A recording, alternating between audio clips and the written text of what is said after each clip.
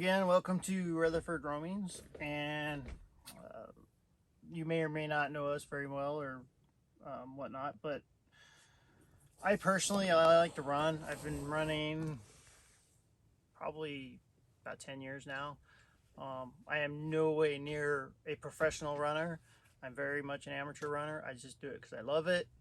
Um, I've been mountain running since like 2014. And I think the mountain running is the best thing in the world. I've never ran a full marathon, but I'll run a 50K in the mountains. I just don't like running on the roads. That being said, in the winter time, I used to run on a treadmill in the house. It's so boring. It's like repetitive, about 30 minutes. I just can't do it no more. So we went to a winter running clinic one year. My wife and I did. And I learned so much in that clinic, and I learned all the different gear, the mindset. It's all in your mind basically once you figure it out, but all the different gear required and how simple it is to run in the winter. So I basically today what I want to talk about is what I personally use and what has been working for me to run in the winter.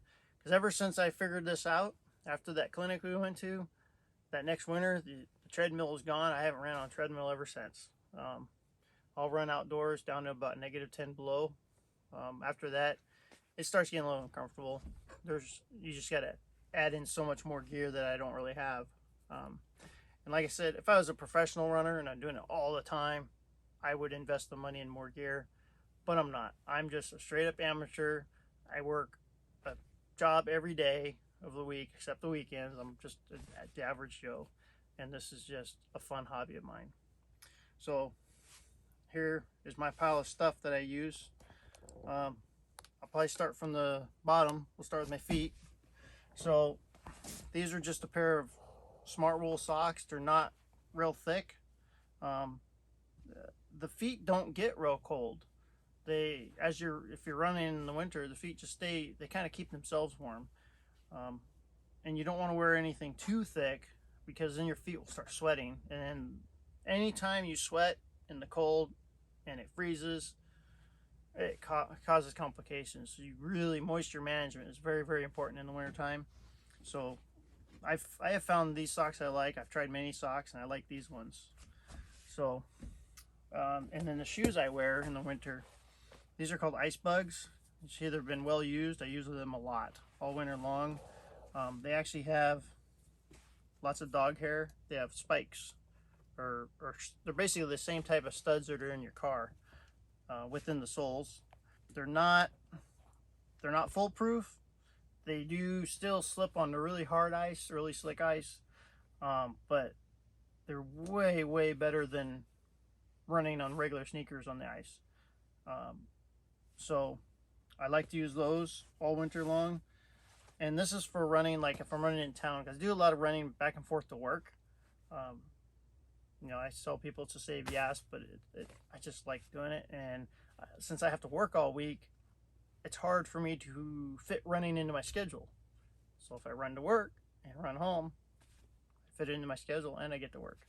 So these are mainly for like running on the streets and the sidewalks and stuff. If I go on a trail run in the wintertime, I'll just add on these guys here. These are, how do you say that? Kahtoola micro spikes. And these will just have rubber straps and they'll just strap right over these shoes here. And they're awesome for trail running in the winter.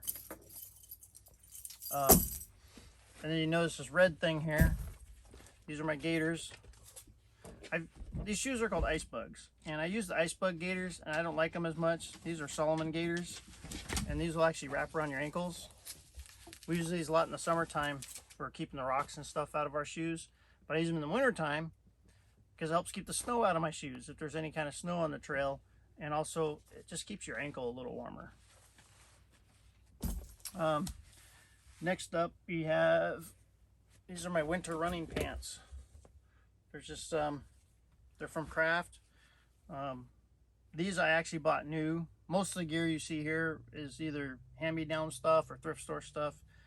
But these I wear in the wintertime till about 30-35 degrees, and once it gets that warm, these things are just way too hot. But these things are good down to 0, -10 degrees. I don't have any issues with them. And then on top of those, I actually wear these, I guess you call them basketball shorts, and I put those on top of there, and it's amazing. Just this little bit of layer, thin layer, just adds so much more warmth. And like I said, this is what's worked for me. You just got to find what works for you. Some people need more layers, people need less layers, some people sweat more. You just got to find what works for you and your management level.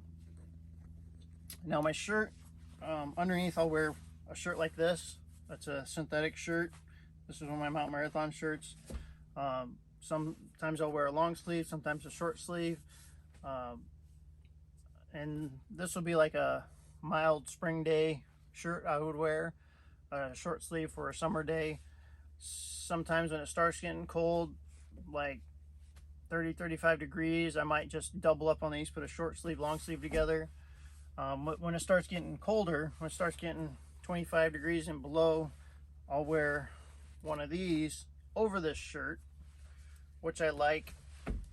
I like it because it's got this breast pocket right here. This is where I'll put my phone, because I record all my runs on Strava, and my phone gets cold and the battery dies. So if I put it here, I can record my runs and my phone doesn't die. But this is a little thicker layer. It's from Avalanche. I'm not sure what it's made of. Looks like a micro fleece. Micro fleece, yeah. But this thing is actually very, very warm. And I have to manage my sweat in it a lot because it gets real hot real quick.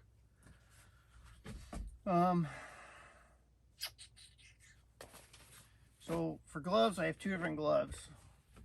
These are just a fleece glove, and these I wear 95% of the time. And if I'm not wearing them, I hook them together and I hook them through the strap on my running vest. But these work for most all my running down about 0 degrees. When it starts getting below 0 degrees, when it starts getting near the single digits, I'll actually put these in my bag. These are just a thicker glove. And when it gets below 0, I might actually pull these out and wear these instead of my fleece gloves. Because your hands aren't doing much and you got to keep them warm. But as far as my head, I'll wear just a fleece hat. Fleece hat works perfect for me.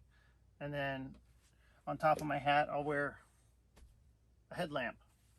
So a lot of my running in the winter time, since I'm running to work and home from work in Alaska, since we have very little daylight in the winter, a lot of my running's in the dark. So just a cheap little headlamp. We got these at Walmart and they work great. There's one other thing I don't have laying right here. Nope, I don't have it. As I have a buff that I'll wear around my neck in colder temperatures as well. And they work well in the colder temperatures, keep your neck warm. So this is what I wear when I'm running. It's just a Ultimate Direction backpack. And I have in the front here, I carry a vial of salt with me all the time. That's to keep your electrolytes going. It has 2 pockets for water bottles, but when I'm running back and forth to work, the distance isn't far enough to carry the water, and plus when it's super cold it freezes. So I'll do that in the longer runs in the summer. Inside this bag, I will carry what I call the next step higher stuff. So whatever I'm wearing, the next level higher for the cold weather is what I'll carry in here. So like when it starts getting warmer out, I'll have this, what you call this? Micro fleece. Micro fleece. I'll keep this micro fleece in my bag and I'll wear the thinner stuff. But when I'm wearing the micro fleece, I will keep this fleece in my bag. So I always keep the next warmer layer in my bag.